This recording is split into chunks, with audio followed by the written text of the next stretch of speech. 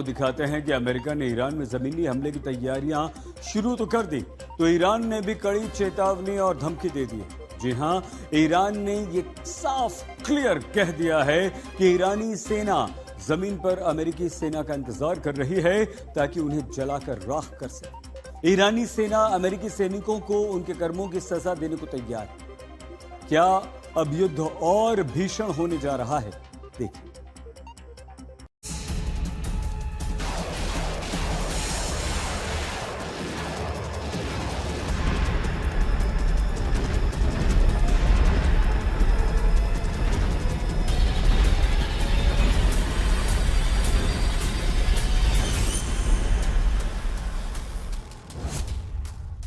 America करेगा ground operation, जंग होगी और भीषण।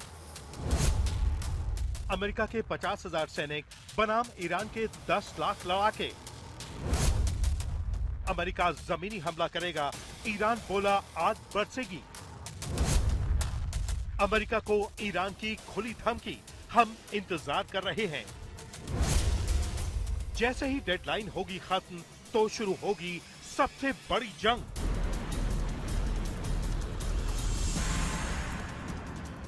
ईरान को घेरने के लिए अमेरिका के मास्टर प्लान और वॉर जोन में कुल 50,000 सैनिकों की तैनाती पर ईरान आग बबूला हो रहा है। ईरान पर अमेरिकी सेना के जमीनी हमलों की खबरों के बीच ईरान ने क्लियर कह दिया है कि वो मुकाबला करने के लिए तैयार है। भारत में ईरान के दूतावास ने तेहरान टाइम्स के एक खास एडिशन का पेज शेयर करते हुए लिखा, जहन्नम में तुम्हारा स्वागत है। तेहरान टाइम्स के इस पेज की हेडलाइन ही है, जहन्नम में तुम्हारा स्वागत है। इसमें यह भी लिखा है कि ईरान की जमीन पर पैर रखने वाले अमेरिकी सैनिक सिर्फ ताबूतों में ही लौटेंगे। इसके साथ ही ईरान की सरकारी समाचार एजेंसी इरना समेत ईरानी मीडिया संस्थानों ने ईरान की संसद के अध्यक्ष मोहम्मद बाघेर कालीबाफ का एक संदेश प्रकाशित किया है।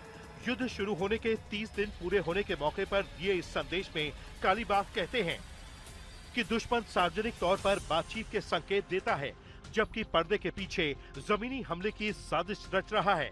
अमेरिका 15 बिंदुओं की सूची के साथ अपनी वो इच्छाएं सामने रख रहा है जिन्हें युद्ध में हासिल नहीं कर पाया।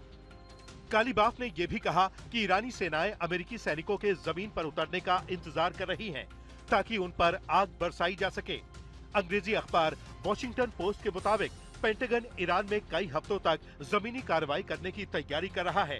अखबार के मुताबिक अगर राष्ट्रपति डोनाल्ड ट्रंप हमले की योजनाओं को मंजूरी देते हैं तो युद्ध का एक नया चरण शुरू होगा, जो पहले 4 हफ्तों की तुलना में अमेरिकी सैनिकों के लिए काफी ज्यादा खतरनाक हो सकता है। जबकि अमेरिकी सेंट्रल कमांड ने शनिवार यानी 28 मार्च को कहा कि युद्धपोत यूएसएस त्रिपोली इस इलाके में पहुंच गया है। सोशल मीडिया पर एक पोस्ट में बताया गया कि यूएसएस त्रिपोली जिस यूनिट का नेतृत्व कर रहा है उसमें 5,000 नाविक और नौसैनिक हैं, जो कई युद्धपोतों में तैनात हैं। लेकिन इसके जवाब में ईरान की सेना ने भी बड़ा दावा किया है। ईरान भी चेतावनी देने में पीछे नहीं है। अब आईआरजीसी का दावा है कि 10 लाख से ज्यादा ईरानी लड़ाके अमेरिकी सेना से दो हाथ करने के लिए तैयार हैं। सेना के भर्ती केंद्रों पर भारी भीड़ उमड़ रही है। हर कोई इस जंग का हिस्सा बनना चाहता है। इतना ही नहीं, ट्रंप की सीज फायर की कोशिशों का भी मजाक बन रहा है। ईरान के एक सैन्य प्रवक्ता ने अमेरिकी दावे को लेकर कहा है कि अमेरिका खुद से ही बातचीत कर रहा है। ईरानी सेना के प्रवक्ता लेफ्टिनेंट कर्नल इब्राहिम ज़ोल्फखारी ने तो यहाँ तक कह दिया है कि चाहे कुछ भी हो जाए, इस जंग में अब समझौता नहीं होगा। अमेरिका खुद से ही बातचीत कर रहा है। क्या आपके अंदरूनी हालात इतने खराब हो गए हैं कि आप खुद से ही बातचीत कर रहे हैं?